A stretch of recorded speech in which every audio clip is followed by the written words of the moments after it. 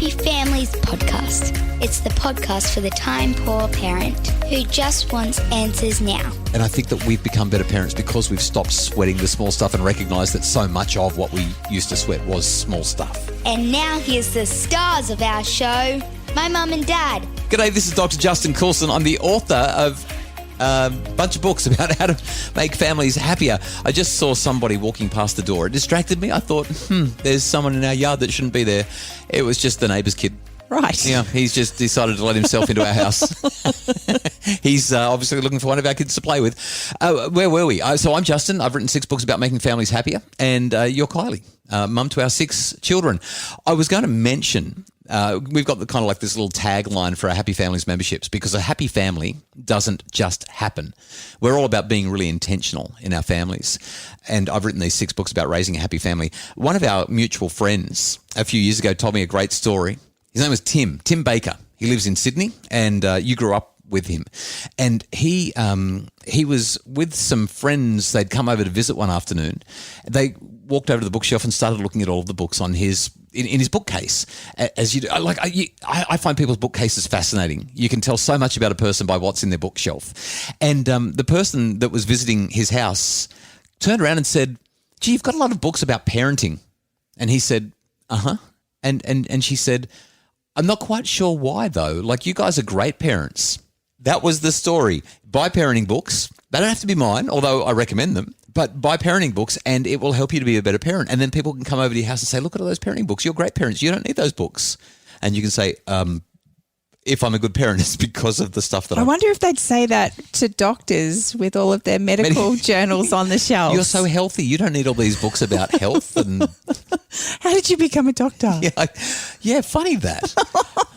We actually had somebody jump onto Facebook, and we were doing a webinar about how to make your family happy or something like that. And somebody jumped onto Facebook and said, "If you need to go at a webinar to work out how to make a happy family, then you probably shouldn't have had kids." And I was like, Ouch. yeah, no, it takes intention. It's about being really seriously focused on what you're trying to do in your family, because if you're not intellectually curious, if you're just passively living life, it's really hard to make things work out well. We need to be intentional and moving forward and trying to grow and develop. And that's what our Friday podcast is all about. On a Friday, we sit down together and we call this episode, "I'll Do Better Tomorrow." The idea being, we've made enough mistakes this week. Let's work out what we did wrong and try to be better tomorrow. Because the great thing about kids, they give you second chances. And third and fourth. And 25th. And 1,000,000th chances. But here's the thing. I remember hearing a conference talk once, and the speaker said, if you want to be good at the piano, you need to make a lot of mistakes. You will make a lot of mistakes, maybe even 1,000,000 mistakes. But by making those mistakes, it means that you're sitting at the piano and you're practicing intentionally, and that deliberate practice is going to help you to get better. If you want to learn a language, you're going to make you'll probably make 1,000,000 mistakes. But the fact that you're making 1,000,000 mistakes learning that language means that you are deliberately, intentionally learning the language. Well, you're immersed in it. Yes. And that's how you get better. So we are immersing ourselves in our mistakes this week in our parenting, because I'll Do Better Tomorrow is about how we can be immersed, how we can be more intentional, how we can be more reflective, was the word that you used last Friday. How we can be more reflective in our parenting so that we can be better mums and dads. That was possibly the world's longest intro to any I'll Do Better Tomorrow we've ever done. I'm blaming you. You are often very verbose. I'm blaming you. Me? Yeah, yep. Unbelievable. Well, I want to hear what your story is for today. Okay. I'm not quite sure if I need to do better tomorrow or if I'm getting better as a parent. So I'm really interested in your feedback on this one. On the weekend, just gone, one of the kids took the car without asking. Well, you know that you can you can say whatever you like, but it's very obvious which kid it is because there's only one that has a license. Oh, no, we've got 3 kids with their licenses. Granted, one of them has moved out, so it could have been one of the other 2 kids. It could have been the 14-year-old took the car without asking. She just haven't taught her to drive All right, yet. come on, tell us a story. Got in the car and went. So one of the kids who is allowed to legally drive, and will remain anonymous. Yeah, one of our 2 children Well, she spoke about it in the morning, said, "Hey, I want to go and do this afternoon." And I pretty much said, nah, it's not going to work because we've got stuff happening and yada, yada, yada.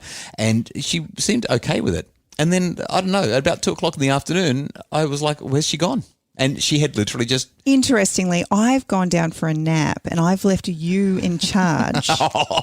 Let's just put it out there. You're making me look really bad. I left you in charge. And when I woke up, I couldn't find this child. And I asked you where she was. And you said, oh, I don't know. And then somebody pointed out that the car was missing and she had gone and done that thing that I said wouldn't work because we had stuff to do and yada, yada, yada. So she went. And then when she got home, just as we were putting dinner on the table, and our eldest had come over with her husband to share the meal. We had the roast dinner on the weekend. This didn't go down so well, did it? So this daughter walks into the house and everybody now knows that she's gone. And Chanel is like, so what are you going to do about it, Dad? And I said, well, I'm just going to enjoy my dinner right now. I'll worry about it later. And she's like, if that was me 4 or 5 years ago, 6 years ago, whatever it was, if that was me, you would have, and she started to say what I would have done. And I just said, well, I'm not the same dad anymore. And she's not you. And you jumped in and said, and this particular daughter is not what you, not who you were. And she didn't steal the car to do the things you were doing. And we never followed up with that daughter about the fact that she took the car. We just let it be. And she knew that she disappointed us. She knew that it was the wrong thing to do. And that was that. I didn't even do the 3 E's. You know, it was really cute. I didn't explore, explain, or empower. I just let it go. When we sat around the dinner table that night, we were doing our grateful things. And this particular child said that she was really, really grateful that she could ask for forgiveness. And she was even more grateful that she could do the dishes all by herself. Yes, she did. By the way, I ended up doing the dishes anyway. Yes, you did. I cooked the meal and I did the dishes. But she said all the right things. So for Older Better Tomorrow, I guess I'm kind of like, as we've gotten older as parents and we've raised 3 kids to adulthood, like this, I'm not going to say which one it is. Gosh, I just about blew it. Like our third daughter is only a few months off being an adult now as well. So we've got 3 kids who are pretty much adults. I've just found that stuff doesn't bother me like it used to with the first 1 or 2 or even the third one. So much more relaxed about it. And I think that it feels better in our family because of it. Well, I think that our relationships are more solid as a result. Yeah. And what is also interesting is that the kids don't, I mean, I know that was a liberty that was big and she shouldn't have done it, but she knows that. We've had enough conversations now and she saw in my eyes when she walked in the door that it wasn't okay. And I'd shared a couple of brief things with her on the phone as she was coming home. And because our relationships have changed, because of the way we do parenting now, that actually seems to have been enough. We've had a really good week with her, really great conversations with her, and I actually think that there's something in that. If she was younger, probably would have needed a whole lot more conversation, but this kid that I'm not naming is just about an adult now. She's 17 and a half. Just... I don't think there's any point yelling the house down or telling her she can't drive the car for a month, she's grounded.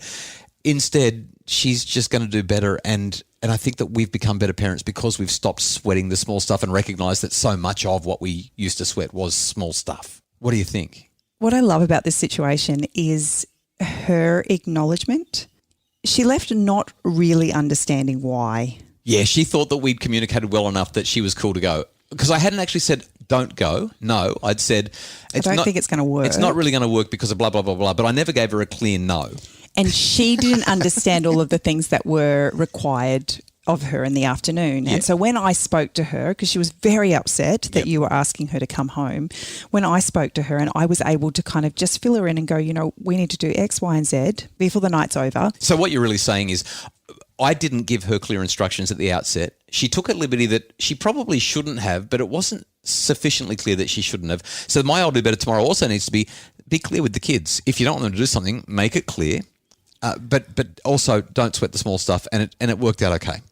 Yeah, because at the end of it, once she understood why we needed her home, she actually dropped everything and she came home. Up next, we're going to find out Kylie's I'll Do Better Tomorrow. What could she do to be more awesome, or how can we be more intentional based on Kylie's insights from parenting this week? It's the Happy Families Podcast. For a happier family, try a Happy Families membership, because a happy family doesn't just happen. Details at happyfamilies.com.au.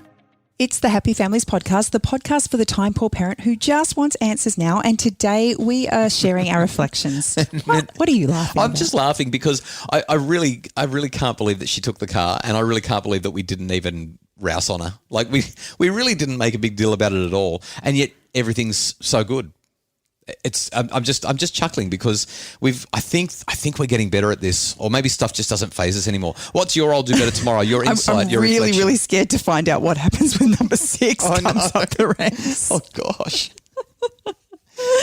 Look, mine isn't so much an experience as it is a thought process that I've had over the last few weeks. I actually wrote a blog for Kylie's Corner and our Happy Families membership a few weeks ago, and it's just been sitting in the back of my mind as I've mulled over things. It's interesting as I look back on my own childhood and I remember experiences. It wasn't until I was an adult and my parents actually talked to me about those different experiences that I was able to see that my recollection of them and my experience living through them were very different to the reality that existed.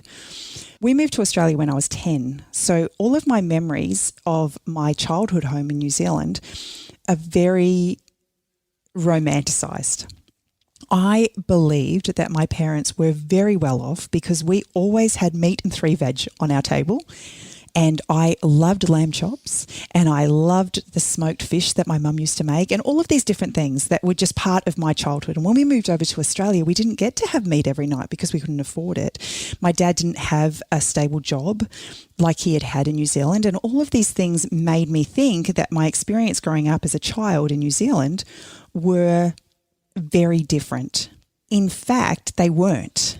My parents struggled just as much financially in New Zealand as they did in Australia, but I saw things so differently. And as I was thinking about that experience and then thinking about the experiences that I've had with my own children, and just this realization that so often as parents, we're so hard on ourselves, we think that because we didn't do something perfectly. Maybe it's we were trying to make our child a birthday cake and it flopped. Or maybe it was we wanted to have this amazing family afternoon and it poured with rain. Or just it could be any number of things. But because it didn't work out the way we thought it should or we envisaged that it would, we often feel like we've failed.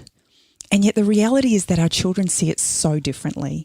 And what they'll remember is the time and the effort and the energy. And if it rained instead of being a sunny day, there'll be laughter for years to come when we have this conversation about, remember when we went for that bike ride and we got drenched or whatever it was. It didn't happen the way we wanted it to.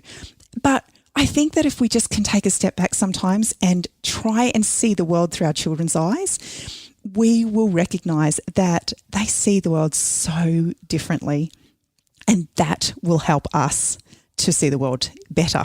Especially, I mean, this kind of goes back to our conversation yesterday about those irreducible needs of children, but they just want us to be in their lives. They want that ongoing nurturing relationship. They want that connection. Next week, we're actually talking to my dad and your dad in the lead up to Father's Day. Yeah. And the conversation that we had with my dad in particular really just reiterated that sentiment. There were things that my dad wished he had have done, but the one thing that he wanted so desperately was that we as his children felt loved.